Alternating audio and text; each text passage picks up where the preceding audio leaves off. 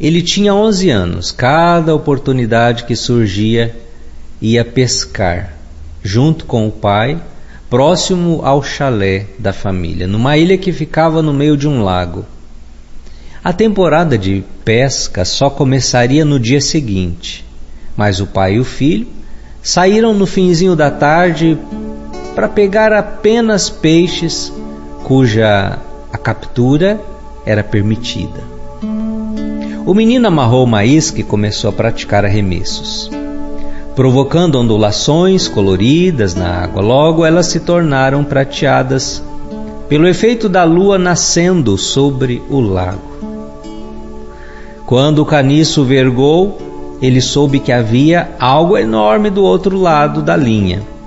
O pai olhava com admiração, enquanto o garoto, habilmente e com muito cuidado, erguia o peixe exausto da água.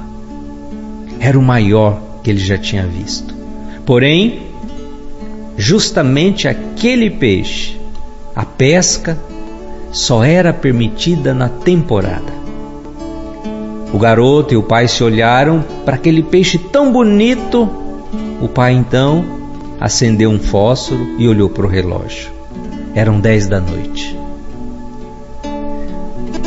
Faltavam apenas 2 horas para a abertura da temporada. Em seguida o pai olhou para o peixe e depois para o filho e disse: Filho, você tem que devolvê-lo à água. Mas pai, reclamou o menino, filho, vai aparecer outro. Não, pai, não tão grande como esse, choramingou a criança. O garoto olhou à volta do lago. Não havia outros pescadores ou outras embarcações que pudessem denunciá-los. E voltou novamente a olhar para o pai. Mesmo sem ninguém por perto, ele sabia, pela firmeza da voz do pai, que a decisão era inegociável. Devagar, o menino tirou o anzol da boca do enorme peixe e o devolveu àquela água escura. O peixe movimentou rapidamente o corpo e desapareceu. E naquele momento o menino, ele teve a certeza que ele jamais conseguiria pescar um peixe tão grande como aquele. Isso aconteceu há 34 anos. Hoje, aquele garoto é um arquiteto bem-sucedido na vida. O chalé continua lá, a ilha no meio do lago, e hoje ele leva os seus filhos para pescar no mesmo cais. Sua intuição estava correta. Nunca mais ele conseguiu pescar um peixe tão maravilhoso como naquela noite. Porém, sempre vê o mesmo peixe repetidamente todas as vezes que se depara com alguma questão ética. Por quê? Porque, como o pai lhe ensinara, a ética é simplesmente uma questão de certo e de errado. Agir corretamente quando se está sendo observado é uma coisa.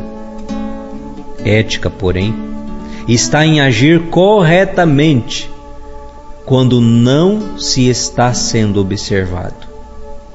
Essa conduta reta só é possível quando desde criança a gente aprende a devolver o peixe à água. E é isso que eu queria te convidar a refletir hoje. Esta ética da vida. Veja, faltavam 2 horas para que aquele peixe, a pesca daquele peixe não fosse considerada algo ilícito, proibido. Mas não era uma questão se tinha alguém olhando ou não olhando. O certo é certo e o errado é errado. E aquele pai naquele momento soube ter a devida firmeza e ensinar para o filho o caminho da honestidade e da retidão. E isso é que fez a grande diferença. E são pequenas coisas como estas que fazem a diferença na formação do caráter, da hombridade, da personalidade. Quando os pais são capazes de ensinar aos filhos, e às vezes até com firmeza: filho, o que é certo é certo, o que é errado é errado. Sabe, gente, o grande problema do nosso mundo, da nossa sociedade, é que as pessoas vão perdendo esse referencial de que o certo é certo e o errado é errado, e as pessoas querem se enganar. E as pessoas querem se autoconvencerem de que o certo pode ser errado e de que o errado, quem sabe se não é certo. É a ditadura do relativismo. Tudo é subjetivo. Depende. Não é tão errado assim. E o mundo vai ficando do jeito que está. Porque no fundo, a gente sabe. No fundo, existem verdades que são universais. E existe uma moralidade, uma ética que vale para todos. E não adianta a gente querer mascarar isso, porque a gente vai deformando caráter, comportamento, e a gente vai legitimando na família, na sociedade, coisas que não fazem bem. E por isso a gente vai banalizando e tudo se torna corriqueiro.